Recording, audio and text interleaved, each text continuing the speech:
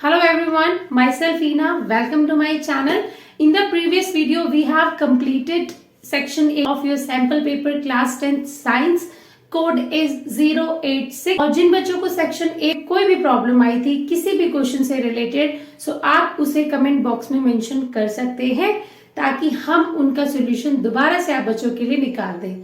आप लोगों को गाइडलाइन पहले भी इंस्ट्रक्शन के टाइम पे बता दी गई थी कि किस किस सेक्शन में कितने पोर्शन और कितने वर्ड लिमिट आपको प्रोवाइड की जाएगी। जो बच्चे इस साल पेपर देने वाले हैं तो उन बच्चों को ये पेपर एक बार जरूर सॉल्व करना पड़ेगा।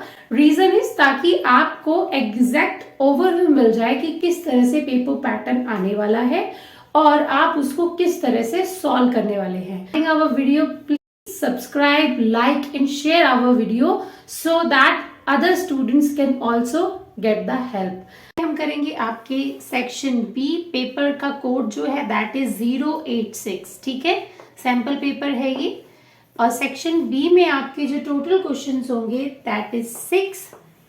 ठीक है, very short answer type questions होंगे ये और हर एक जो क्वेश्चन होगा it will B of 2 marks.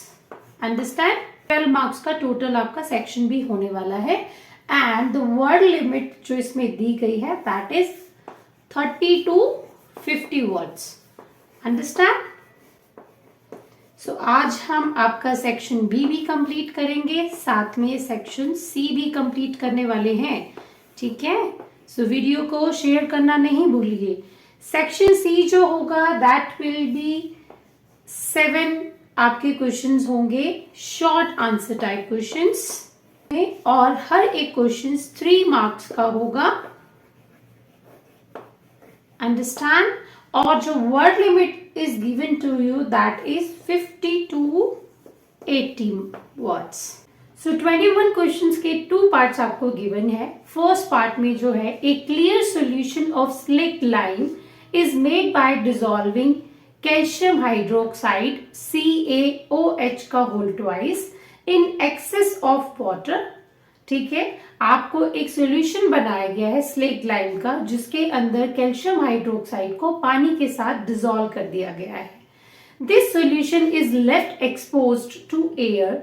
The solution slowly goes milky few white precipitate forms.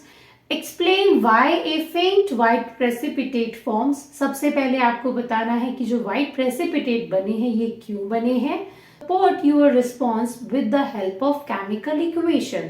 21 जो क्वेश्चन दिया गया है बच्चा that is the equation of white washing। ठीक है, आपको क्या करनी है, white washing करनी है जिसमें हम क्या करते हैं white washing के अंदर कैल्शियम हाइड्रोक्साइड CaOH का होल ट्वाइस ये आपको गिवन है। ठीक है, हमें कैल्शियम हाइड्रोक्साइड को विच इज एक्वस बिकॉज आपको यहाँ पर क्या ऐड है, इसमें हाइड्रोक्साइड एडेड है, इसके अंदर आपको एयर के अंदर एक्सपोज किया गया है। दैट मीन्स इसको कुछ समय के लिए हवा में छोड़ दिया गया है जिससे इसके एक रिएक्शन होती है दैट इज कैल्शियम कार्बोनेट। ठीक है, वक्त में वाटर भी इसमें प्रेजेंट होता है। अंडरस्टैंड? अब जो ये कैल्शियम कार्बोनेट होता है इसको कुछ समय के लिए वॉल पे पुट किया जाता है और आपके 2 और 3 डेज के बाद में एक शाइनी फिनिशिंग आप वॉल पे देखते हो। ठीक है, क्यों होती है वो शाइनी सरफेस, क्यों बन जाती है वॉल पे? Because of the calcium carbonate. Understand? So ये इक्वेशन है आपकी व्हाइट वॉशिंग ऑफ वॉल के टॉपिक से। ठीक है, तो ये जो व्हाइट वॉशिंग वाला है ना टॉपिक इसको बहुत अच्छे से कर दिएगा। कैल्शियम कार्बोनेट की वजह से क्या होती है, शाइनी सरफेस वॉल पे नजर आती है। दिस इज बिकॉज क्योंकि एयर के अंदर क्या प्रेजेंट होती है बेटा, CO2 कार्बन डाइऑक्साइड होती है that will react with this calcium और ये क्या बना लेती है, कैल्शियम के कार्बोनेट्स फॉर्म हो जाते हैं। अंडरस्टैंड? 21 का एक और पार्ट है which is given to you. Kirti added dilute hydrochloric acid to 4 metals and recorded her observations as shown in the table given below। आपको एक टेबल दी गई है, क्वेश्चन के अंदर देख रहे होंगे आप, और कीर्ति क्या करती है, इन सब मेटल्स के अंदर सिक्वेंशियली हाइड्रोक्लोरिक एसिड डालना शुरू कर देती है। सो कुछ कुछ गैसेस इवॉल्व होती हैं, किसी में होगी किसी में नहीं, आपको ये चेक करना है। Select the correct observation and give chemical equations of the reaction involved. आपको इनमें से कौन सी ऑब्जर्वेशन करेक्ट लग रही है और जो लगी है उसकी आपको इक्वेशन भी देनी है। सो ऑब्जर्वेशन को चेक करने के लिए आपको पहले रिएक्टिविटी सीरीज आनी चाहिए, ठीक है। जो नहीं आती है उन बच्चों के लिए मैं आपको एक हिंट भी बता देती हूं, तो please stop calling me a careless zebra. Instead, try learning. मैं यहां पर और ऐड कर रही हूं स्पेस की वजह से। Instead, try learning how copper saves gold। ठीक है, ये रिएक्टिविटी सीरीज करने का बहुत इजी तरीका है। देखो फर्स्ट जो अल्फाबेट है बच्चा, इन पे ध्यान दीजिए। पी मतलब होता है पोटाशियम विच सिंबल इज के। एस का मतलब होता है sodium, symbol is Na। Ca का मतलब होता है calcium and the symbol is Ca।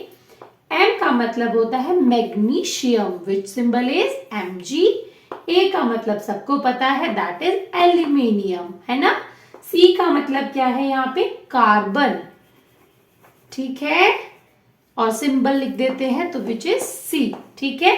Z का मतलब होता है जिंक, सिंबल इज Zn, है ना। I का मतलब होता है iron and the symbol is Fe, ठीक है ना। ये तरीके हैं बेटा, कोई भी चुन सकते हैं। ट्राई का मतलब है टी, टी मतलब होता है टिन, ठीक है। उसके अलावा हमारा जो L है दैट इज लेड। लेड का क्या सिंबल होगा, विच इज Pb, ठीक है। कुछ बच्चे सोच रहे होंगे कि क्या तरीका बता रहे हैं मैम याद करने का, तो बेटा कुछ शॉर्टकट्स होते हैं जिनसे हम बहुत कॉम्प्लिकेटेड चीज को सिंप्लीफाई करके सीख सकते हैं। H का मतलब है हमारी हाइड्रोजन, है ना, H। C का मतलब सामने लिखा हुआ है that is copper and the symbol is Cu। कुछ बच्चे CO लिख देते हैं, CO बेटा कोबाल्ट होता है, ध्यान रखना। उसके बाद सेव्स में जो S हमारे पास है that is silver, symbol is Ag। Gold, gold नाम लिखा हुआ है, गोल्ड का क्या सिंबल होता है, Au, ठीक है। इनको स्विच मत कर देना, ध्यान रखना। सो रिएक्टिविटी सीरीज आपको जरूर आनी चाहिए इस क्वेश्चन से पहले। सो सबसे पहली जो उसने मेटल ली है दैट इज कॉपर। कॉपर में उसने डाली HCl, गैस निकलेगी। देखो कॉपर किससे रिएक्ट करेगा, यहाँ हाइड्रोजन से। जो कॉपर होता है बेटा वो क्या है, हाइड्रोजन से नीचे आता है सिंबल्स में, ठीक है। अगर हाइड्रोजन से नीचे आएगा ये, तो ये क्या है, लीस्ट रिएक्टिव मेटल्स है। हाइड्रोजन आपका ज्यादा रिएक्टिव है। तो जो डिस्प्लेसमेंट रिएक्शन होती है उसमें आपने क्या पढ़ा है, मोर जो पावरफुल होगा वो बेचारे जो शरीफ सा इंसान होगा उसको क्या कर देगा, रिप्लेस कर देता है। लेकिन यहाँ तो ऑलरेडी कॉपर क्या है, वीक है। सो जो हाइड्रोजन होगा वो इसको रिप्लेस नहीं करने देगा, जिसकी वजह से कोई भी रिएक्शन नहीं होगी। एज इट इज आपको प्रोडक्ट कॉपर यू का यू मिल जाएगा, कोई गैस इवॉल्व नहीं होगी, ठीक है। केस में उसने आयरन को दिया है, आयरन को रिएक्शन करानी है आपको HCl के साथ में, और आपको क्या मिलेगा, FeCl2 प्लस में हाइड्रोजन। अब यहाँ पे FeCl2 भी मिल सकता है और आपको FeCl3 भी मिल सकता है, ठीक है। ये ऐसे प्रोडक्ट क्यों मिले। अब आप वापस से जाइए रिएक्टिविटी सीरीज पे और वहां देखिए कि जो आयरन होता है वो हाइड्रोजन से ज्यादा रिएक्टिव में आता है, मतलब ये ऊपर आता है टेबल पे। सो जो टेबल पे टॉप पे आएगा वो क्या होगा, ज्यादा रिएक्टिव होगा, जिसकी वजह से हाइड्रोजन की डिस्प्लेसमेंट होगी। और अगर हाइड्रोजन अपनी जगह से जाएगा तो वो क्या बन जाएगा, H2, और FeCl के साथ में रिएक्शन करके FeCl2 या फिर FeCl3 बना देगा। ठीक है, मैं यहाँ पे बैलेंसिंग नहीं कर रही हूँ, सो मेक श्योर कि आप बैलेंसिंग कर ले। अंडरस्टैंड, नहीं भी करते हो तो कोई इशू नहीं है, बिकॉज आपसे सिर्फ और सिर्फ इक्वेशंस पूछी है, बैलेंसिंग के मार्क्स यहाँ पे कट नहीं होंगे। ठीक है, सो जो थर्ड आपको टेबल में दिया गया है दैट इज मैग्नीशियम, और उसकी रिएक्शन कराई गई है HCl के साथ में, मैग्नीशियम क्लोराइड MgCl2 बनेगा। रीजन बहुत क्लियर है, और आपकी हाइड्रोजन गैस भी इवॉल्व होगी। ठीक है, सो उसने लिखा हुआ है कोई गैस इवॉल्व नहीं हुई है ना इसमें, तो सो उसकी जो टेबल पे अगर हम जाए तो उसने लिखा है नहीं होगी, और जबकि हाइड्रोजन गैस इवॉल्व हो रही है। ठीक है, टेबल मैं आपको दोबारा से करा दूंगी। जो फोर्थ रिएक्शन दे रखी है दैट इज जिंक, उनका टेस्ट ट्यूब में रखा हुआ है, साथ में उन्होंने डाला HCl, एंड जो आपको सॉल्ट मिलेगा that is zinc chloride ZnCl2। Hydrogen gas आपकी इवॉल्व हो जाएगी इसके अंदर। ठीक है, क्यों बन रहा है ZnCl2? Because zinc, again same reason, zinc क्या है, ज्यादा रिएक्टिव है, तो वो हाइड्रोजन को उसकी जगह से डिस्प्लेस कर देगा। सो देखो, डिस्प्लेसमेंट से एक क्वेश्चन तो डेफिनेटली पेपर में आ जाएगा, बहुत इंपॉर्टेंट है, तो मेक श्योर कि आप रिएक्टिविटी सीरीज ऑफ मेटल को बहुत ढंग से क्लियर कर लें। ठीक है, टेबल को ध्यान से देखें तो टेबल में उसने सबसे पहले बोला है जैसे ही उसने कॉपर के अंदर HCl डाला तो गैस रिलीज हुई। तो टेबल में फर्स्ट जो उसने दे रखा है कि गैस रिलीज हुई, जबकि यहाँ पे कोई गैस रिलीज नहीं होती, तो उसकी टेबल में ये गलती आई है। सेकंड जो उसने बोला है कि जैसे ही उसने आयरन में HCl डाला तो गैस रिलीज हुई है, तो ये टेबल में उसने करेक्ट दिया हुआ है। थर्ड में उसने कहा है मैग्नीशियम में जैसे उसने HCl डाला तो गैस रिलीज नहीं हुई, जबकि गैस रिलीज होगी, तो टेबल में ये चीज भी गलत रिजल्ट निकला है उनका। जिंक में उन्होंने HCl डाला तो गैस रिलीज हुई है, it is also correct. Understand, so table को आपने करेक्ट कर दिया है, और साथ में सारे रिएक्शंस की जितनी भी इक्वेशंस बनेंगी आपने वो सारी भी इस तरह से राइट डाउन कर देनी है। ठीक है, कोशिश कीजिएगा आप रीजंस पे मेंशन कर दे कि क्यों कोई किसी को उसकी जगह से डिस्प्लेस कर रहा है। ठीक है, तो रिएक्टिविटी सीरीज की जो आपकी सीरीज है उसमें ऑर्डरिंग को वहां लिखकर नहीं आना, बट आपको ये बता देना है कि कॉपर हाइड्रोजन से रिएक्टिव नहीं होता, इस वजह से यहाँ कोई रिएक्शन नहीं होगी। ठीक है, 22 question number of section B, how is the mode of action in beating of heart different from the reflex action, give for example. ठीक है, आपको बीटिंग ऑफ हार्ट और रिफ्लेक्स एक्शन के बीच में डिफरेंस बताना है। Now this is the difference table of beating of heart और रिफ्लेक्स एक्शन। मैंने पहले से ही राइट डाउन कर दिया है, बिकॉज क्वेश्चन थोड़ा लेंदी है तो लिखने में प्रॉब्लम होगी, हमें टाइम भी थोड़ा ज्यादा लग जाएगा। सो कुछ डिफरेंस आपको 4 ही राइट डाउन करने हैं, मैंने यहाँ पे 6 लिख दिया, आप कोई भी 4 जो आपको इजी लगे आप वो लिख सकते हो। सो बीटिंग ऑफ हार्ट, ध्यान रखना बच्चा, बीटिंग ऑफ हार्ट क्या होता है, इट्स इनवॉलेंट्री एक्शन, मतलब you can't control this action. Understand, reflex action जो होता है it is a sudden action, कोई भी इंसिडेंट होगा, कोई भी स्टिमुलाई आप पे अटैक करेगा तो ये अचानक से एक्शन हो जाता है। ठीक है, तो ये इनवॉलेंट्री एक्शन होता है, ये हमेशा आप अपनी विल पावर से इसको कंट्रोल नहीं कर सकते हैं, और ये अचानक से एक्शन आपको करना पड़ता है जैसे ही कोई भी इंसिडेंट या कोई भी अनवांटेड स्टिमुलाई अटैक हो जाता है। सेकेंड जो डिफरेंस है दैट इज जो बीटिंग ऑफ हार्ट है it is control bye brain, जो इनवॉलेंट्री एक्शंस होते हैं वो सब क्या होते हैं, ब्रेन के थ्रू कंट्रोल होते हैं। ठीक है, और reflex action it is control by spinal cord, मतलब जैसे ही कोई अटैक होगा तो spinal cord will take the action instead of brain. ठीक है, तभी आप जैसे ही कोई भी स्टिमुलाई होता है सो बिना थिंकिंग पावर के आप उस पर एक्ट कर देते हैं। ठीक है, थर्ड जो डिफरेंस है दैट इज क्विक और स्लो। जो बीटिंग ऑफ हार्ट होता है वो रिदमिक ऑर्डर है, सो वो कभी स्लो भी हो सकता है, बीपी हाई लो होता है ना, तो क्विक भी हो सकता है, स्लो भी हो सकता है। और जो रिफ्लेक्स एक्शन होते हैं इट इज ऑलवेज क्विक, ये कैसे होते हैं, हमेशा जल्दी में होता है ना, जैसे ही एक्ट हुआ आपने फटाफट उस पर एक्शन प्लेस कर दिया। फोर्थ जो डिफरेंस है, it is skeleton muscles are not involve. जो बीटिंग ऑफ हार्ट होते हैं उसमें मसल्स इन्वॉल्व नहीं होती है, सिर्फ आपका हार्ट काम करेगा, साथ में कंट्रोल उसको ब्रेन करेगा। सो कोई स्केलेटन मसल्स का कोई इन्वॉल्वमेंट नहीं होता। लेकिन रिफ्लेक्स एक्शंस होते हैं उसमें हमेशा आपके हाथ पैर की मूवमेंट होती है, क्योंकि स्पाइनल कोड जैसे ही मान लीजिए किसी स्टिमुलाई, फॉर एग्जांपल किसी मॉस्किटो ने कट किया, तो फटाफट आप क्या करेंगे, दूसरे हाथ से इधर यू विल स्लैप कर देंगे या फिर हाथ हटा लेंगे। तो ये क्या है, फटाफट spinal cord will take the actions, और स्केलेटन मसल्स दैट मीन्स आपकी हैंड की मूवमेंट या लेग्स की मूवमेंट, ये स्केलेटन मसल्स इसमें इन्वॉल्व हो जाएंगी और स्पाइनल कोड इस पे कंट्रोल कर लेगी। और इतना फास्ट होगा ना कि सडन एक्शन या फिर कह लीजिए बहुत क्विक होता है इसमें, ठीक है। उसके बाद में फिफ्थ जो डिफरेंस है, that is no need of stimulus. Beating of heart में अब हार्ट को धड़कने के लिए कोई स्टिमुलस की जरूरत नहीं होती है, ठीक है।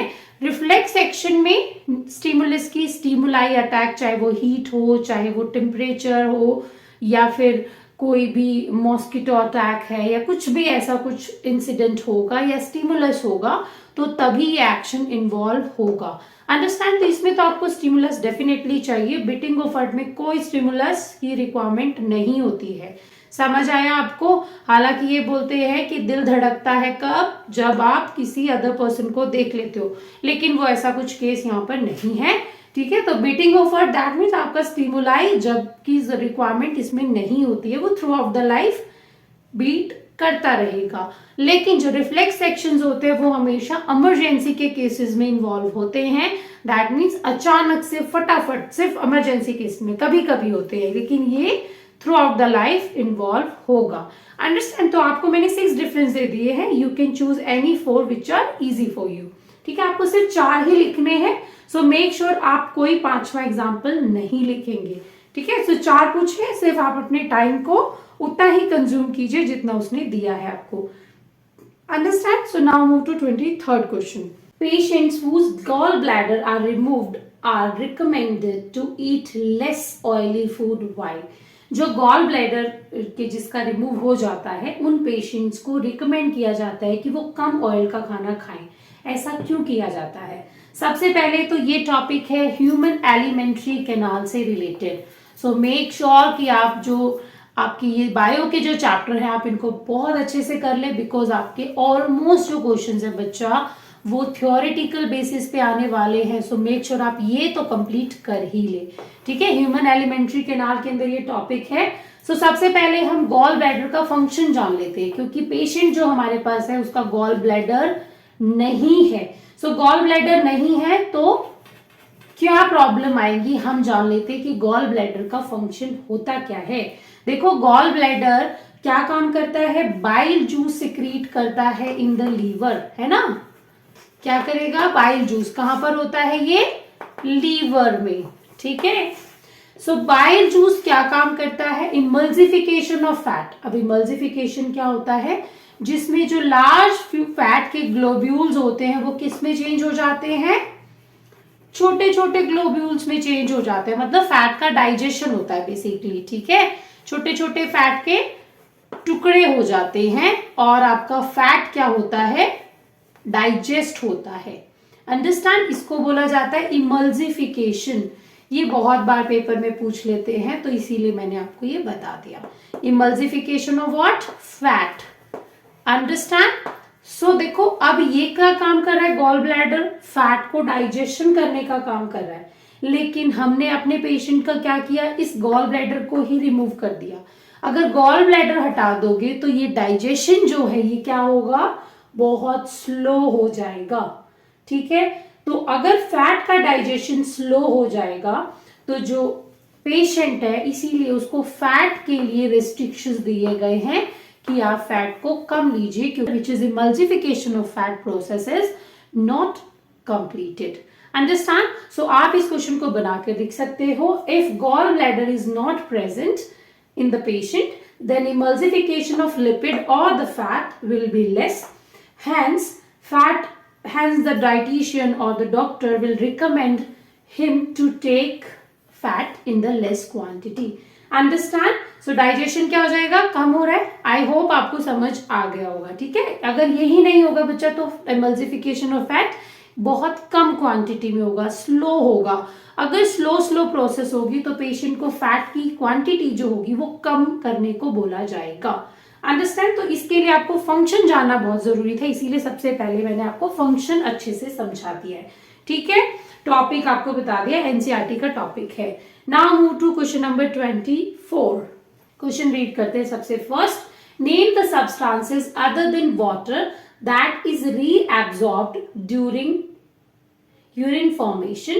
What are the two parameters that decide the amount of water that is reabsorbed by the kidney? ठीक है, आपसे पूछा गया है वो सब्सटेंसेस बताइए पानी के अलावा जो कि यूरिन फॉर्मेशन के ड्यूरेशन में रीएब्सॉर्ब हो जाते हैं। जब यूरिन फॉर्म होता है तो वापस से रीएब्सॉर्ब हो जाते हैं, वो वाटर के अलावा कुछ ऐसे सब्सटेंसेस हैं। आपको वो दो पैरामीटर बताने हैं जो ये डिसाइड करेंगे कि कितना वाटर रीएब्सॉर्ब होगा इन द किडनी, ठीक है। सो ये जो टॉपिक है that is taken from the topic excretion. पहले तो हम ये देख लेते हैं कौन से सब्सटेंसेस हैं। ये आपको एनसीईआरटी के एक्सक्रीशन टॉपिक में दिए गए हैं। ग्लूकोज, अमीनो एसिड और कुछ सॉल्ट्स होते हैं, ठीक है। डिजॉल्व सॉल्ट्स होते हैं, साथ में बहुत अमाउंट में क्या होता है, वाटर प्रेजेंट होता है, ठीक है। इसीलिए इन सॉल्ट्स को डाइल्यूट करने के लिए, जो एसिड्स है इनको डाइल्यूट करने के लिए आपको बोला जाता है कि आप एक्सेस वाटर पानी पीजिए, अमाउंट ऑफ वाटर, ठीक है। समझ आ गया? ये सब क्या होते हैं, एक्सक्रीशन के अंदर यूरिन में बनते हैं, ठीक है। अब उसने पूछा है कौन से दो पैरामीटर्स हैं जो डिसाइड करते हैं कि कितना वाटर अगेन रीएब्सॉर्ब हो जाएगा किडनी के अंदर। सबसे पहले तो आप देखेंगे हाउ मच एक्सेस वाटर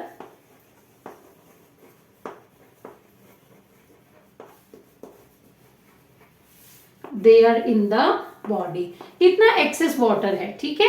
अगर बहुत ज्यादा है तो वो वापस से रीएब्सॉर्ब हो जाएगा, अगर पानी की परसेंटेज बहुत कम है तो रीएब्सॉर्प्शन कम हो पाएगा, ठीक है। तो पानी आप जितना ज्यादा लेते हो तो क्या होता है, ये सब जो यूरिन होता है उसमें आपका वाटर डाइल्यूटेड फॉर्म में बाहर निकल जाते हैं, और अगर बहुत ज्यादा होगा तो वापस से रीएब्सॉर्ब हो जाता है, ठीक है। सेकंड जो है, so how much dissolved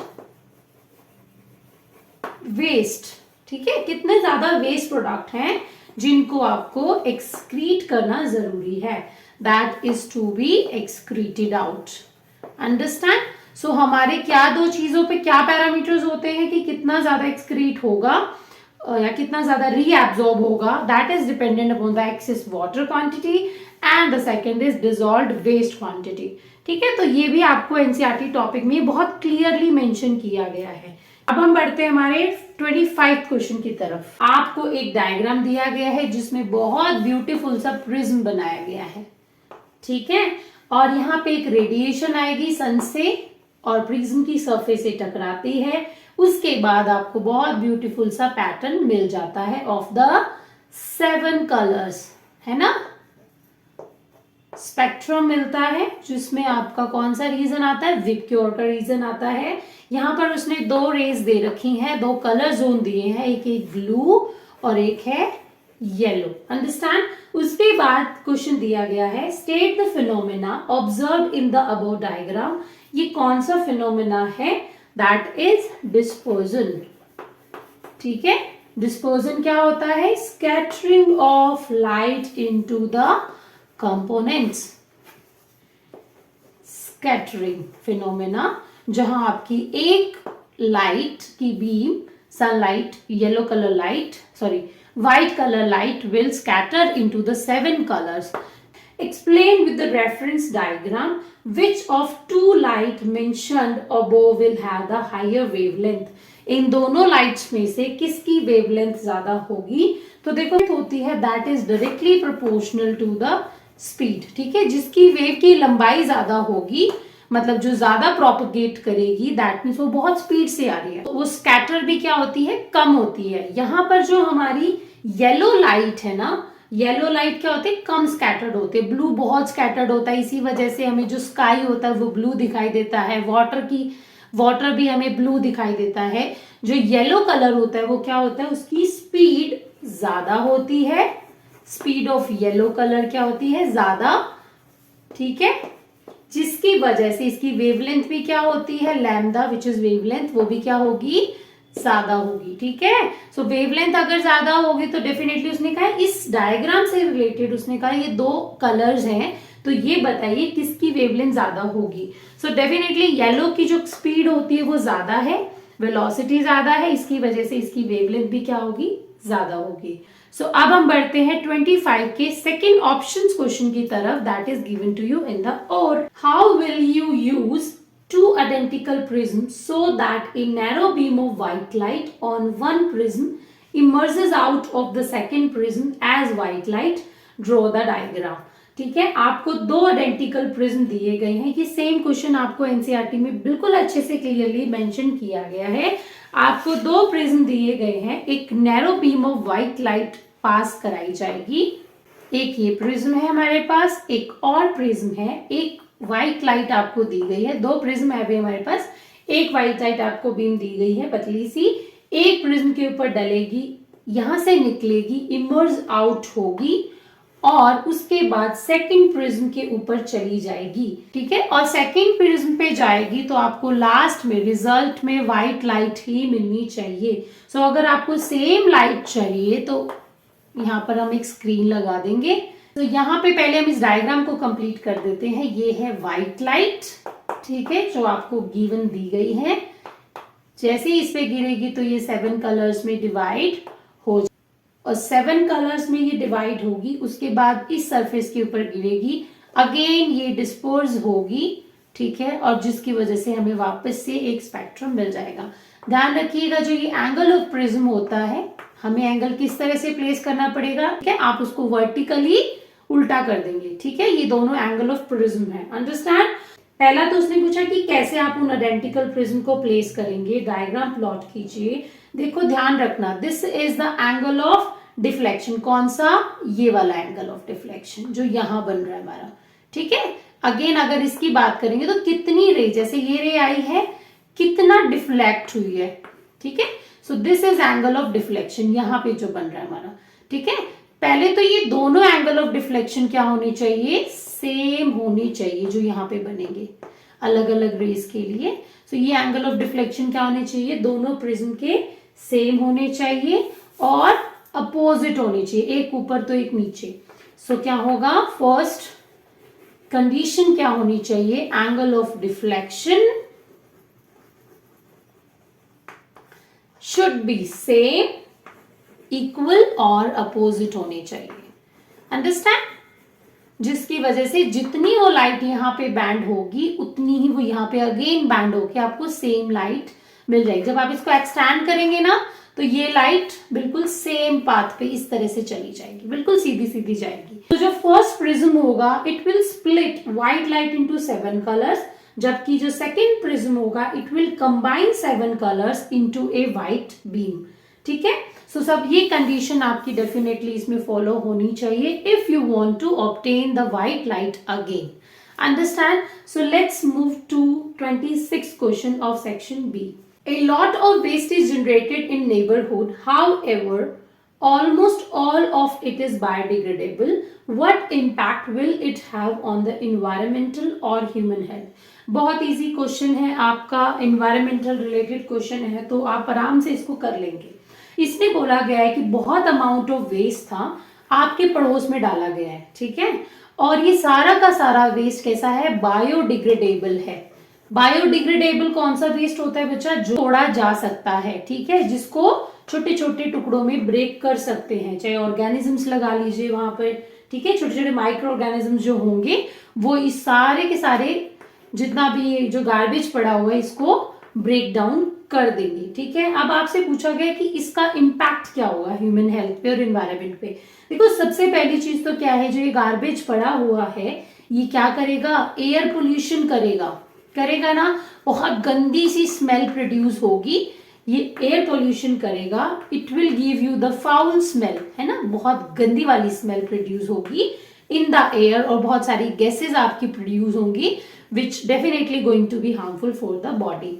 second जो इसका इम्पैक्ट होगा, breeding of germs, that means बहुत सारे इंसेक्ट माइक्रो ऑर्गेनिजम्स वहां पैदा हो जाएंगे, जिसकी वजह से बहुत सारी ह्यूमन हेल्थ प्रॉब्लम्स हो सकती हैं, लाइक मलेरिया, डेंगू, है ना, कि वो एकदम से तो टूटेगा नहीं, it is a slow process, तो definitely it will take time, है ना, कफिंग की प्रॉब्लम्स और ये सब हेल्थ इश्यूज डेफिनेटली होंगे, ठीक है। अगर ये सब होंगे तो इसको हम एक रेस्पिरेटरी प्रॉब्लम्स की तरह भी देख सकते हैं, ठीक है। आसपास के नेबरहुड वाले जो पर्सन होंगे उनको रेस्पिरेशन टाइप प्रॉब्लम्स को भी सरवाइव करना पड़ सकता है, ठीक है। सो ये आप कोई भी पॉइंट इसमें खुद से भी बना के बहुत अच्छे अच्छे पॉइंट्स मेंशन कर सकते हो।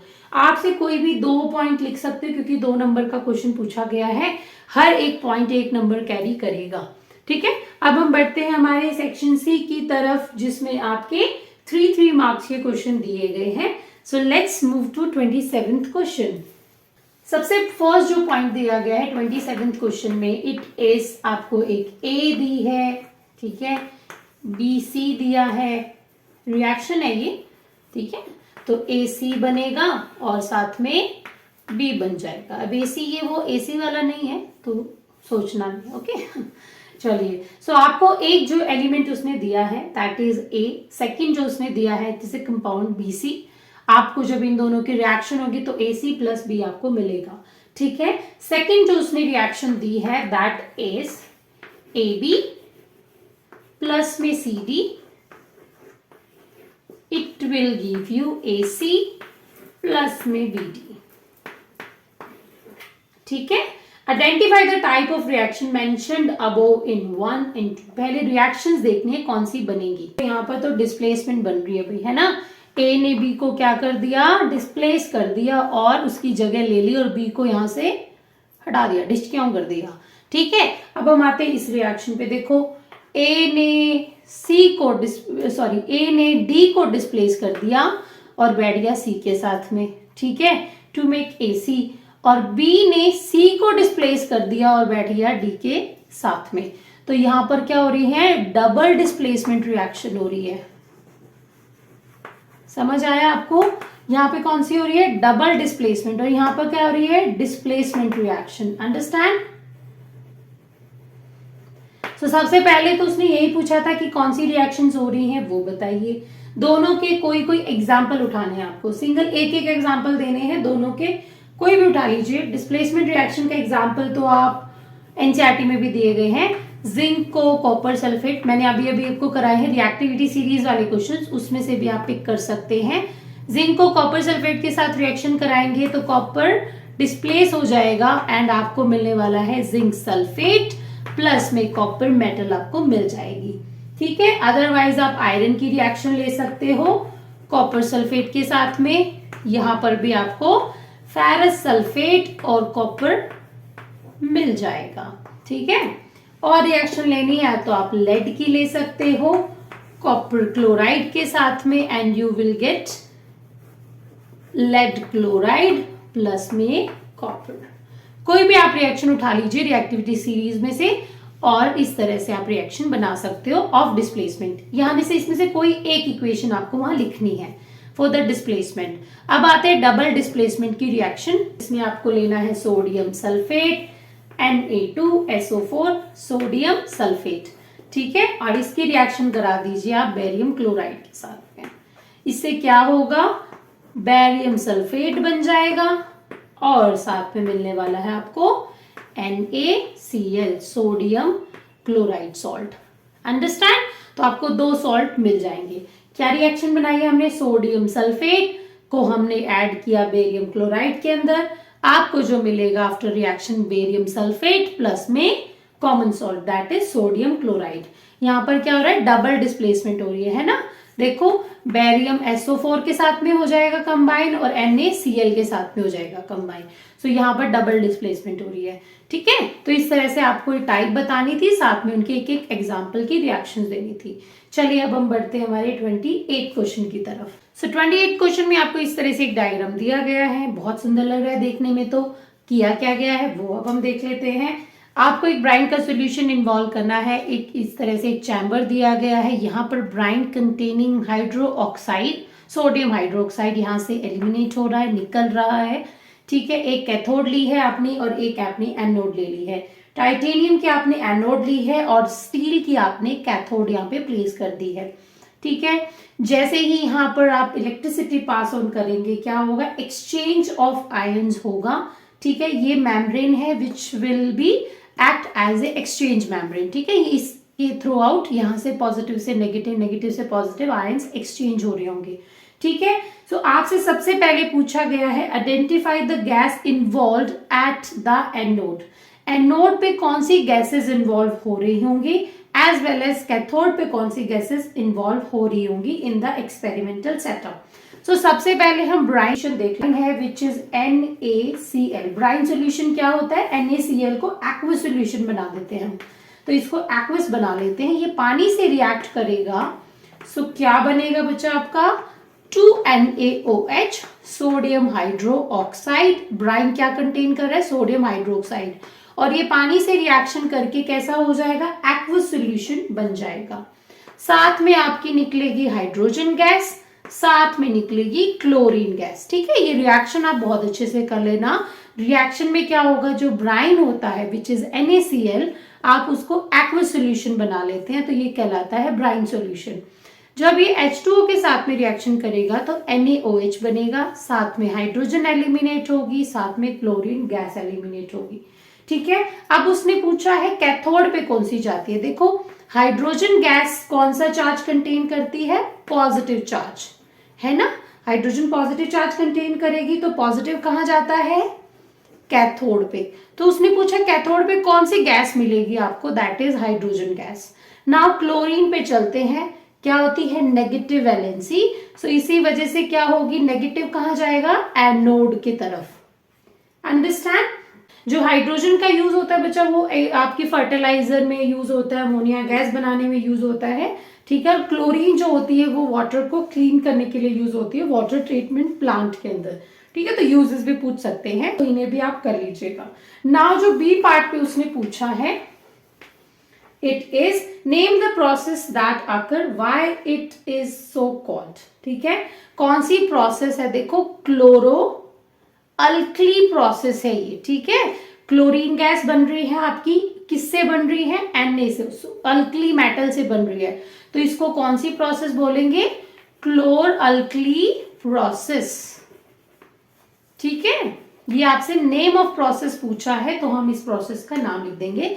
अगर आप चाहें तो एनसीईआरटी में फिगर मिलेगा आपको 2.8, सो आप वहां से भी इसको एक बार देख लीजिएगा एनसीईआरटी बुक के अंदर। ठीक है, सी पार्ट में जो उसने पूछा है, illustrate the reaction of the process with the help of chemical equation, वो हमने ए पार्ट में कंप्लीट कर दिया है। उसने कहा रिएक्शन लिख के दिखाइए। फर्स्ट में सिर्फ उसने पूछा था कि आपको कैथोड पे कौन सी गैस मिलेगी, एनोड पे कौन सी गैस मिलेगी। अंडरस्टैंड। सो ये रिएक्शन आप सी पार्ट में मेंशन कर देना, कर लोगे आप लोग। Now move to 29th question. The leaves of a plant were covered with aluminium foil. How would it affect the physiology of the plant? क्या क्या गया है, लीफ ऑफ ए प्लांट, एक प्लांट का लीफ था, उसको उसने क्या किया, एल्यूमिनियम की फॉइल से कवर कर दिया। ठीक है, रैप कर दिया। सो आप ये बताइए प्लांट की फिजियोलॉजी पे क्या इफेक्ट पड़ने वाला है, मतलब क्या क्या हो सकता है इस लीफ के साथ में। ठीक है, तो मार दिया जाए या छोड़ दिया जाए, अब हम वो देख लेते हैं। सबसे पहले तो देखिए बच्चा, अगर ये रैप हो जाएगा तो क्या कोई लाइट पहुंचेगी इसके ऊपर, नहीं पहुंचेगी। तो जब कोई लाइट नहीं पहुंचेगी तो फोटोसिंथेसिस नहीं होगा, सिंपल सी बात है। अगर फोटोसिंथेसिस ही नहीं होगा भाई तो ये खाना कैसे बनाएगा, फूड नहीं मिलेगा, दैट मीन्स कोई ग्लूकोज की फॉर्मेशन नहीं हो पाएगी इसके पास में। ठीक है। अब ग्लूकोज ही नहीं होगा तो डेफिनेटली ये कुछ टाइम के बाद में because of the scarcity of food ये क्या हो जाएगा, मर जाएगा बेचारा। वैसे तो मर तो गया ही है, बट इससे क्या होगा, ये ड्राई होना शुरू कर देगा।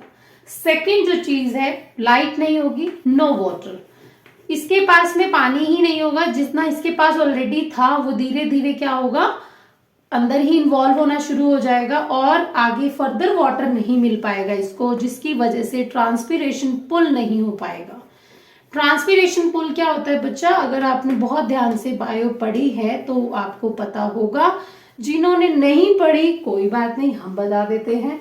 प्लांट की जो रूट्स होती हैं वो क्या करती हैं, सक्शन पुल बनाती हैं, नीचे से पानी को खींचकर ऊपर तक लेके जाती हैं और उसके बाद में इन्वायरमेंट में, एटमॉस्फेयर में उस पानी को रिलीज कर देती हैं। तो इससे क्या होता है, हमारा पानी इवोपरेट हो जाता है धीरे धीरे। तो कोई वाटर नहीं होगा तो ट्रांसपीरेशन पुल नहीं होगा, टेम्परेचर रेगुलेशन नहीं हो पाएगा, दैट मीन्स टेम्परेचर बैलेंस नहीं हो पाएगा, जिसकी वजह से क्या होगा, धीरे धीरे उसकी वजह से अंदर ही अंदर हीट बनती जाएगी और plant as it is in the last die हो जाएगा। थर्ड जो चीज है that means respiration which is very important. बेचारे का दम घोट दिया हमने बंद करके, सो रेस्पिरेशन नहीं होगा, that means exchange of gases mainly CO2 और O2 नहीं होगा, जिसकी वजह से प्लांट अगेन डाई हो जाएगा। सो इन द लास्ट बेचारे को मरना तो है ही, ठीक है। सो ये तीनों इंपैक्ट प्लांट के ऊपर पड़ने वाले हैं। अब हम चलते हैं हमारे इसके सेकंड ऑप्शन वाले क्वेश्चन के ऊपर। How is lymph an important fluid involve in the transportation? If lymphatic vessels get blocked, how would it affect the human body? Elaborate. 3 marks का क्वेश्चन था ये।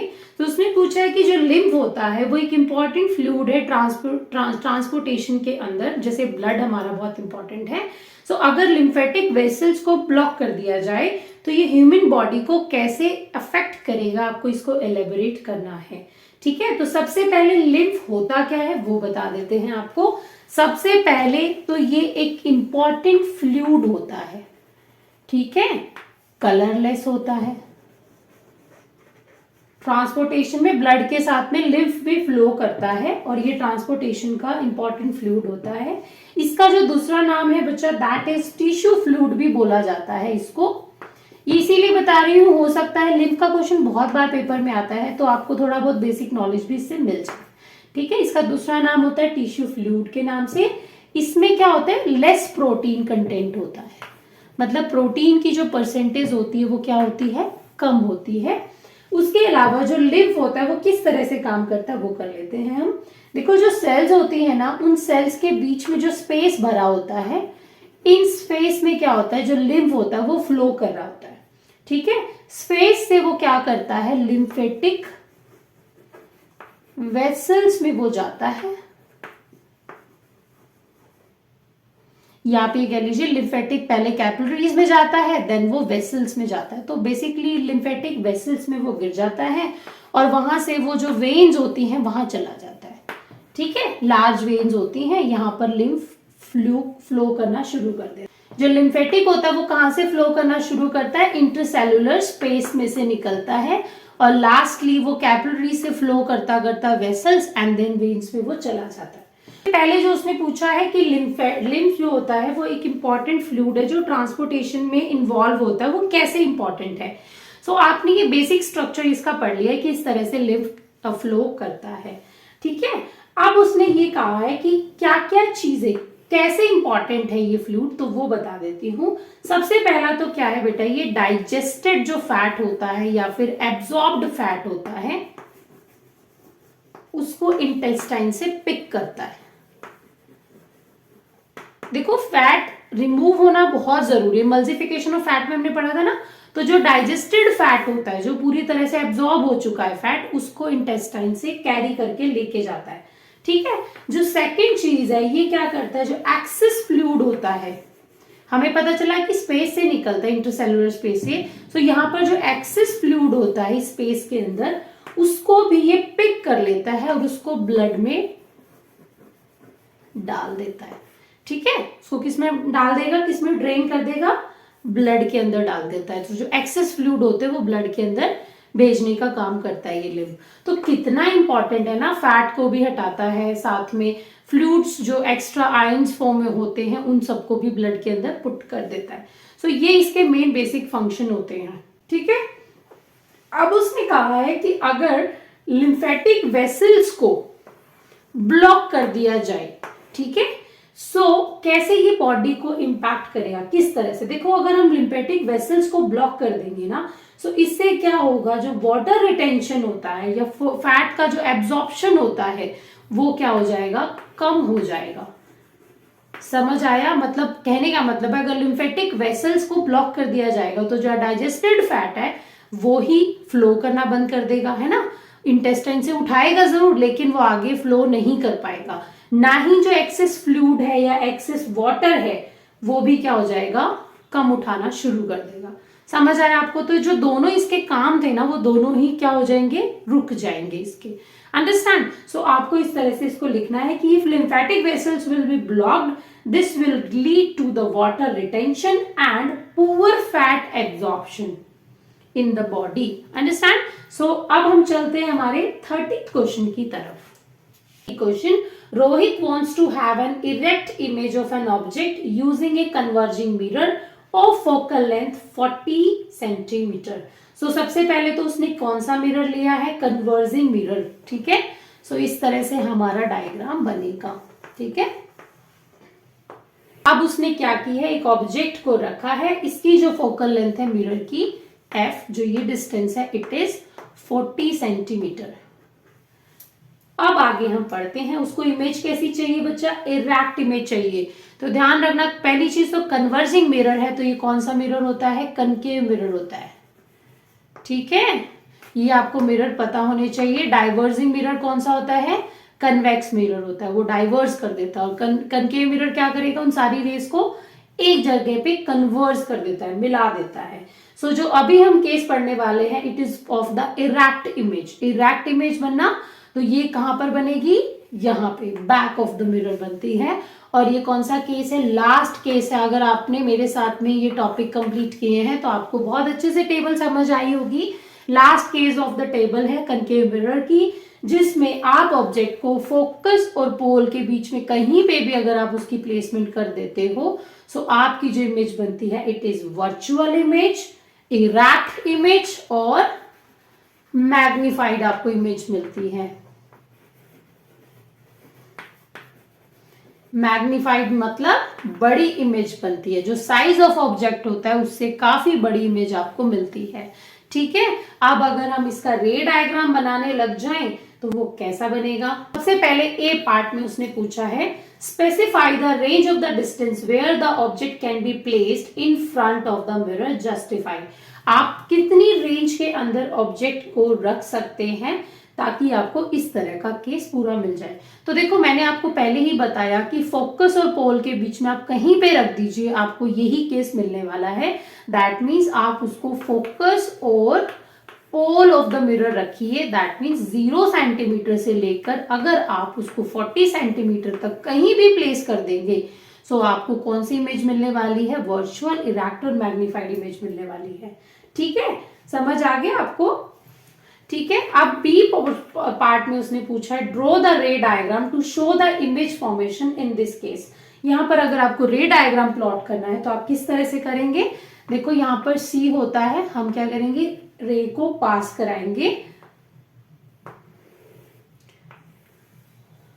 साथ में आपकी जो दूसरी रे जाएगी वो आप फोकस से भी ले सकते हैं। ठीक है, चाहे आप पोल से ले लीजिएगा। अगर फोकस से लेते हैं तो वो क्या होगी, इस तरह से कट करेगी और आपकी इस तरह से इमेज फॉर्म हो जाएगी। ठीक है, आप कोई भी रे डायग्राम ले सकते हैं, आप चाहे तो पोल से भी ले सकते हैं और चाहे तो ऑब्जेक्ट के,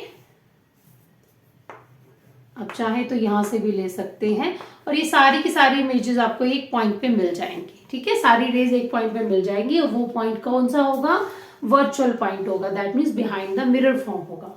ठीक है, तो इस तरह से आपको बी पार्ट में रे डायग्राम ड्रॉ करना है। अब आते हैं सी पार्ट की तरफ, जिसमें उसने कहा है state one use of mirror based on the above kind of image formation. कोई भी यूज लिख लीजिए, शेविंग में भी यूज होता है, साथ में डेंटिस्ट यूज करते हैं to see the large view of the teeth.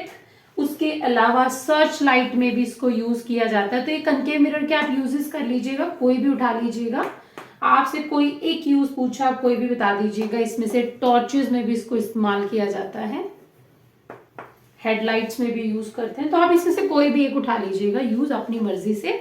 ठीक है, अब हम चलते हैं हमारे 31st क्वेश्चन की तरफ। हमारे साथ करें तो आपको ये पता चल रहा होगा कितना समराइज फॉर्म में आपको लिखना है, ज्यादा बड़ा नहीं बढ़ा चढ़ा के लिखना है। जो पूछा है सिर्फ उसी कॉम्पैक्ट साइज में उसका आंसर दीजिएगा।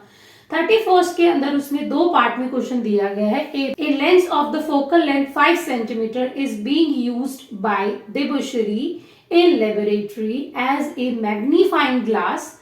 हर least distance of the distinct vision is 25 centimetre. So सबसे पहले उसने कहा है एक लेंस यूज किया गया है which is a magnifying glass. Magnifying glass कौन सा होता है बच्चा? It's a convex lens. ठीक है, ये बात क्वेश्चन को समझिएगा, क्योंकि क्वेश्चन की एक एक पॉइंट बहुत ध्यान से पढ़ना है आपको। इस जो मैग्नीफाइंग ग्लास है दैट मीन्स कन्वेक्स लेंस है, इसकी focal length it is given to you is 5 centimetre. Debashree ने इसको अब लेबोरेटरी में यूज किया है। उसकी जो लीस्ट डिस्टेंस है of the distinct vision is 25 centimetre. ठीक है, मतलब वो पास में जो ऑब्जेक्ट उसको रखनी है, मिनिमम जो रख सकती है वो डिस्टेंस पे इट इज 25 सेंटीमीटर। अगर आप उससे ज्यादा रखेंगे या सॉरी उससे कम रखेंगे डिस्टेंस तो उसको दिखाई नहीं देगा। अब सबसे पहला जो पार्ट उसने पूछा है, what is the magnification obtained by using the glass. कितनी मैग्निफिकेशन उसको मिल सकती है? तो देखिए focal length is given to you that is 5 centimetre. अब ये कौन सा लेंस है? कन्वेक्स लेंस, तो ये पॉजिटिव होती है। अगर हम बात करें V के अंदर तो V इसकी कितनी है? 25 सेंटीमीटर। ऑब्जेक्ट को फ्रंट ऑफ द लेंस रखना पड़ेगा, तो ये कैसी होगी?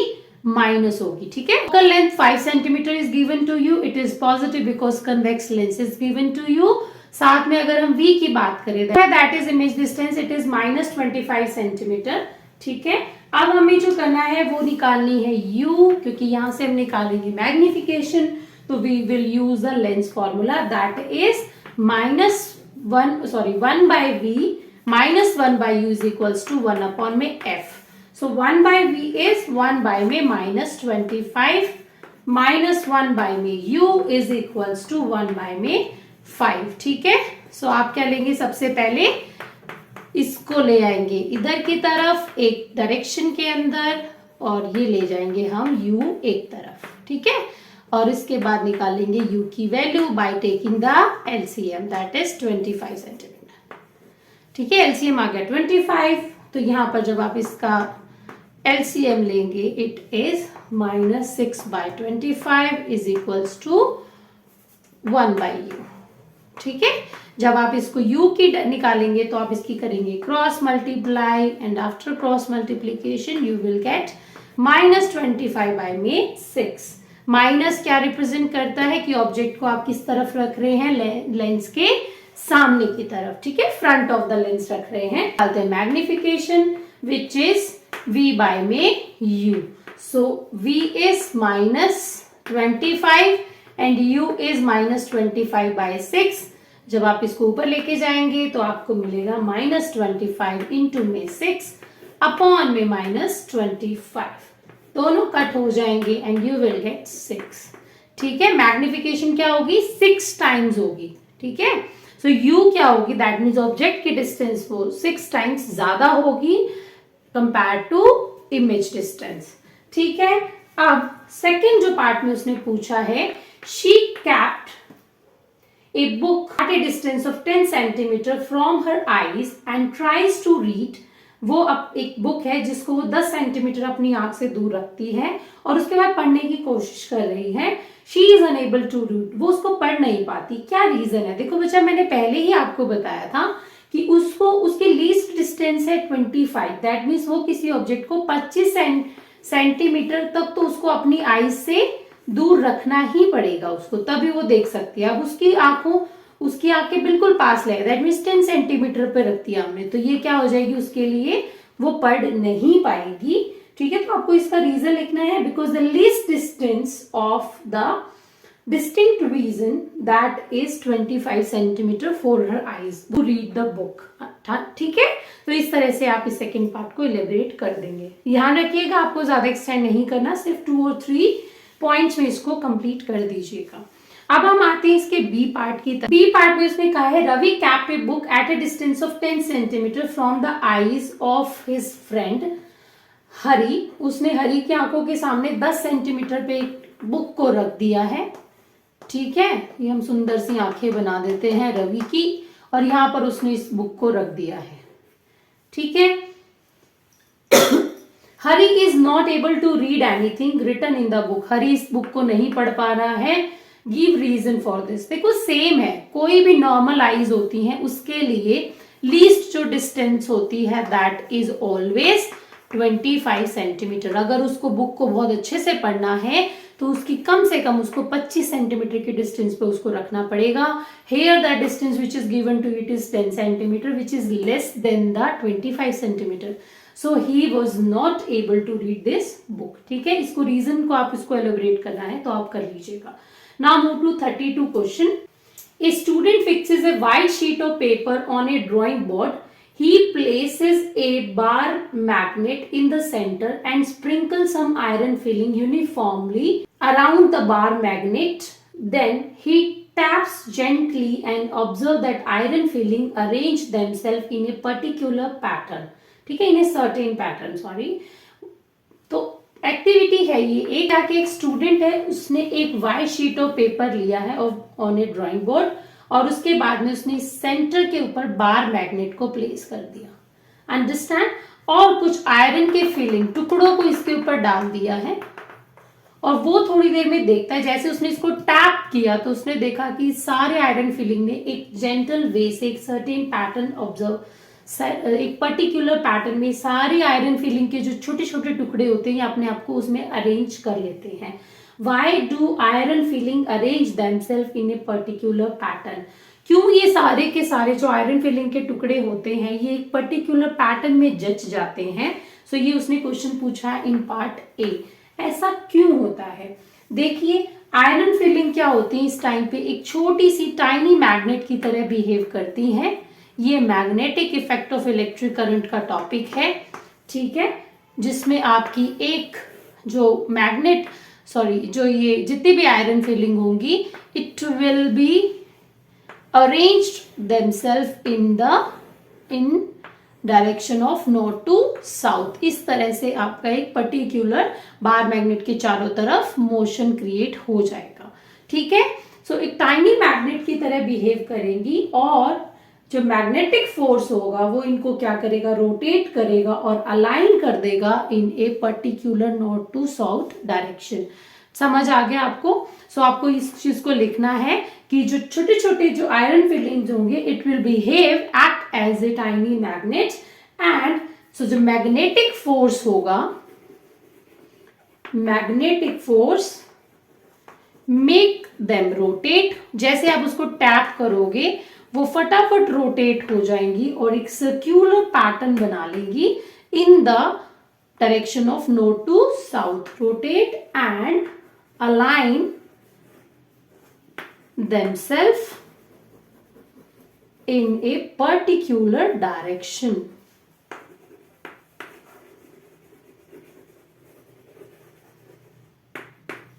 And the direction will be north to south. ठीक है, ये क्या होंगी, हमारी फील्ड लाइन होती हैं। समझ आया आपको? इसी के बी पार्ट में आपसे पूछा गया है which physical quantity is indicated by the pattern of field line around the bar magnet. Bar magnet के चारों तरफ जो भी फील्ड लाइन का पैटर्न मिलेगा उसमें कौन सी फिजिकल क्वांटिटी इंडिकेट हो रही है। ठीक है, कौन सी हो रही है? देखो, हमने अभी भी पढ़ा ना कि बार मैग्नेट के चारों तरफ अगर फील्ड लाइन नॉर्थ और साउथ डायरेक्शन में इस तरह से अगर पैटर्न बन रहा है आपका, ठीक है, लाइंस का इस तरह से अगर पैटर्न बन रहा है, सो कौन सी प्रॉपर्टी बन रही है? This is the magnetic field produced by bar magnet, है ना। बार मैग्नेट के थ्रू क्या बनाया जा रहा है? मैग्नेटिक फील्ड प्रोड्यूस हो रहा है। हमने बताया कि जितनी भी आयरन फिलिंग होंगी they will behave as a small small bar magnet, जिसकी वजह से कंपास की निडल में क्या होगा? डिफ्लेक्शन शो हो रहा है, क्योंकि जितनी भी बार मैग्नेट, जितनी भी जो छोटी छोटी बार मैग्नेट होंगी, it will align them in the path of north to south direction.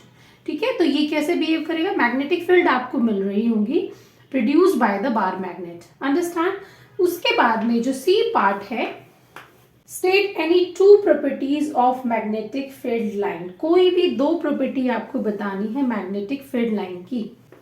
देखिए, पहली प्रॉपर्टी तो आप बता सकते हो कि जो भी मैग्नेटिक फील्ड लाइंस होती हैं, they will never intersect each other. Field lines, magnetic field lines जो होती हैं, they will never intersect each other. कोई भी दो लाइन अगर होती हैं, तो दो कोई भी अगर कितनी क्लोज क्यों ना लाइन हो, but they will never intersect each other. वो एक दूसरे को कभी नहीं काटती हैं, ठीक है। उसके बिल्कुल पैरेलली चली जाएगी, बिल्कुल क्लोजली चली जाएगी, लेकिन वो आपस में कभी भी ना तो ओवरलैप होती है, ना ही वो किसी भी पॉइंट के ऊपर आपस में कट करती हैं, ठीक है, कट नहीं होती। सेकेंड प्रॉपर्टी आप बता सकते हो कि हमेशा क्या होता है? ये क्लोज्ड कर्व होता है। दैट मीन नॉर्थ से मैग्नेटिक रेज निकलती हैं और साउथ से एंटर करेंगे inside the bar magnet, again वो साउथ से नॉर्थ जाएंगी इनसाइड द बार मैग्नेट, ठीक है। सो ये क्या बन जाता है? It is a closed curve बनती है। Closed curves are formed by a magnet. बहुत जितनी भी लाइंस होंगी वो सारी आपस में अंदर से भी क्रॉस होंगी, बाहर भी वो मूवमेंट करेंगी, तो ये क्या बन जाएगा? एक क्लोज्ड कर्व बन जाएगा, अंडरस्टैंड। मैग्नेटिक फील्ड वाले चैप्टर में से लिया गया है ये, तो वहां पर आपकी 5 और 6 प्रॉपर्टीज दे रखी हैं of the magnetic field lines. Any two आप चूज कर लीजिएगा और उनको इस क्वेश्चन के आंसर में राइट डाउन कर देना, ठीक है, क्योंकि दो ही पूछे तो दो ही मेंशन करनी है आपको, ठीक है। Now move to the next sub part, optional जो आपको बी पार्ट दिया गया है of the 32 question. A compass needle is placed near a current carrying wire. State your observation the following cases and give reason for the same in each case. एक compass needle है जिसको एक current carrying wire के साथ में रखा गया है, ठीक है। ये let's assume it is a wire. हमने यहाँ पे क्या कर दिया? कंपास की नीडल को प्लेस कर दिया, which will show the deflection of magnetic field lines, ठीक है। कहाँ से नॉर्थ और साउथ की डायरेक्शन में नीडल डिफ्लेक्ट करेगी, हमें देखनी है कि मैग्नेटिक फील्ड कैसे प्रोड्यूस हो रहा है, ठीक है। सो कंपास नीडल को करंट कैरिंग वायर के पास में रख दिया गया है। आपको दो ऑब्जर्वेशन दी गई है, दो केसेस दिए गए हैं, आपको रीजन देना है दोनों के दोनों केसेस में। सबसे फर्स्ट में उसने कहा है magnitude of electric current in the wire is increased. अगर करंट की वैल्यू को बढ़ा दिया जाए, दैट मीन मैग्नीट्यूड को बढ़ा दिया जाएगा वायर में, सो मैग्नेटिक फील्ड के ऊपर क्या इफेक्ट पड़ेगा? देखिए, ध्यान रखिएगा, जो करंट होता है, electric current is directly proportional to magnetic field. जितना ज्यादा करंट होगा उसमें उतना ही ज्यादा मैग्नेटिक फील्ड प्रोड्यूस होगा, उतना ही ज्यादा डिफ्लेक्शन शो होगा, ठीक है।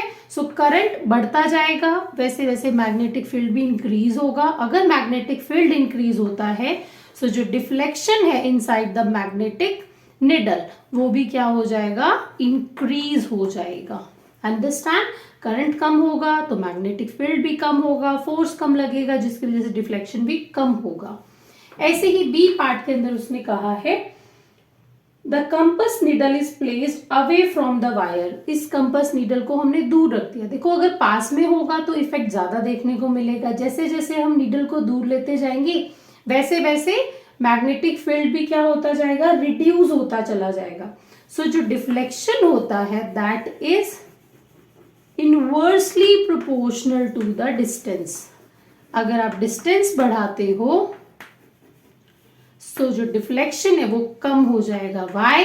क्यों कम हो जाएगा? बिकॉज अगर आप डिस्टेंस बढ़ा दोगे तो फील्ड जो लाइंस होंगी वो क्या हो जाएंगी, बहुत दूर दूर हो जाएंगी एक दूसरे से, है ना। अगर डिस्टेंस बढ़ेगा तो मैग्नेटिक फील्ड लाइंस भी बहुत ज्यादा डिस्टेंस पे चली जाएंगी। अगर ये डिस्टेंस बढ़ जाएगी तो यहाँ पे मैग्नेटिक फील्ड जो इफेक्ट होगा वो कम देखने को मिलेगा।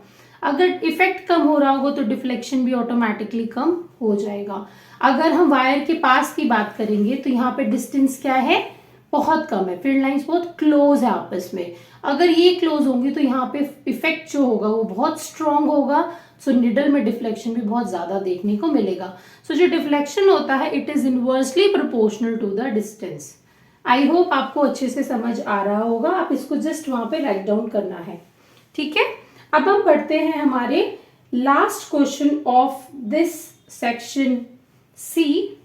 Y is damage to ozone layer a cause for the concern. सबसे पहला क्वेश्चन जो पूछा है कि ओजोन लेयर का टूटना मतलब उसका डिक्रीज होना क्यों डैमेज है। सबसे पहले तो ये देख लीजिए, ozone layer which is O3 layer, ये हमारे एटमॉस्फेयर में प्रेजेंट है। इसका मेन पर्पस क्या है, it will protect us from the UV rays. और ये जो यूवी रेज होती हैं दैट कम्स फ्रॉम द सन, ठीक है। सन से जो अल्ट्रा वायलेट रेज होती हैं वो क्या होती हैं, बहुत हाई वाइब्रेशंस वाली हाई रेज होती हैं। ये धरती पे पहुंचेंगी, सरफेस के ऊपर पहुंचेंगी और सरफेस के ऊपर बहुत ज्यादा डैमेज कर देती हैं, ठीक है। सो अगर यहाँ पर बीच में एक प्रोटेक्शन लेयर अगर आ जाती है which is O3 ozone layer, ये क्या करेगी, कुछ रेस को एब्जॉर्ब कर लेगी, उनकी इंटेंसिटी को ऑब्जर्व कर लेगी, जिसकी वजह से बहुत कम रेस अर्थ की सरफेस के ऊपर पहुंचेंगी और ये बियर करने लायक होती हैं। अंडरस्टैंड, मतलब सहन कर सकते हो बट स्टिल ये भी अपना एक हार्मफुल इफेक्ट देती हैं। समझ आ गया। लेकिन जो O3 लेयर है ये बहुत अमाउंट ऑफ रेस रेडिएशंस को एब्जॉर्ब कर लेती है और बहुत कम रेडिएशन धरती पर आ पाती हैं, जिसकी वजह से बहुत सारी स्किन डैमेजेस, जो स्किन कैंसर्स हैं या फिर हमारी जो क्रॉप हैं उनको भी काफी सारा नुकसान बच जाता है, ठीक है, बहुत कम नुकसान होने पाता है। समझ आया। सो मेन इसका पर्पस क्या है, it will protect us from the ultraviolet radiation which comes from the sun. अब जो ये रेडिएशंस होती हैं ये दोनों को इम्पैक्ट करती हैं, दैट मीन्स ऑर्गेनिजम्स को भी बहुत ज्यादा, मतलब रेडिएशंस अगर हो जाएंगी तो ऑर्गेनिजम्स में भी डैमेज हो सकते हैं। जो सेंसिटिव हैं वो तो डेफिनेटली मर जाएंगे। उसके अलावा जो क्रॉप होती हैं उनको भी बहुत ज्यादा अमाउंट ऑफ डैमेज का सामना करना पड़ता है, ठीक है। अब सेकंड उसमें पूछा है कि वाई इज अ डैमेज, तो पहले वाले का हमने आंसर दे दिया कि क्यों कंसर्न का रीजन है ये ओजोन लेयर हमारे लिए इतना इंपॉर्टेंट क्यों है। सेकंड में उसने पूछा है what are its causes. Second point में हम बताएंगे, देखो ये टोटल 3 मार्क्स का क्वेश्चन है तो 1 मार्क का तो यही हो जाएगा क्यों कंसर्न का रीजन है, because it will protect us from the UV rays, ठीक है, जिसकी वजह से ऑर्गेनिज्म और क्रॉप जो होंगी वो क्या होंगी, सेफ हो जाती हैं। सेकेंड पॉइंट में उसने पूछा है व्हाट आर इट्स कॉजेस, इसके क्यों क्या रीजन होते हैं कि जो ओजोन लेयर है वो डिप्लीट होती है, मतलब अगर ये पतली हो जाएगी तो उसकी वजह से उतनी ही कम रेडिएशन एब्जॉर्ब होंगी और अगर कम रेडिएशन होंगी तो ऑर्गेनिज्म और क्रॉप को खतरा बढ़ जाएगा, ठीक है। सो ये ओजोन लेयर है, इसके क्या रीजन है कि ये पतली हो जाती है। सो जो बी पार्ट होगा उस पर उसका आंसर हम देते हैं causes of the depletion of ozone layer. First is synthetic chemicals,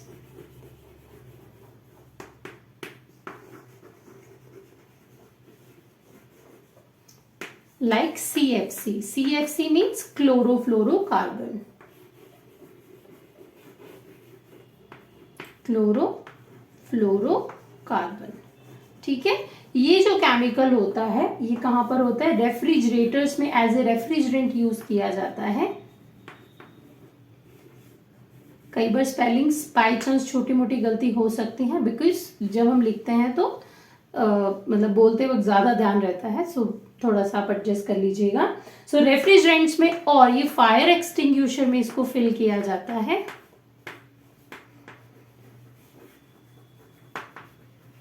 ठीक है, फायर एक्सटिंग्विशर और रेफ्रिजरेंट्स में इस केमिकल को यूज किया जाता था, जिसकी वजह से क्या होता है, जो ओजोन लेयर है वो डिप्लीट होना शुरू हो जाती है। ठीक है, अब जो थर्ड पार्ट में उसने पूछा है, सी पार्ट में, what steps are being taken to limit this damage. अगर आपको इस डैमेज से बचना है तो आपको कौन से स्टेप्स ले गए हैं या आप आगे फर्दर लोगे।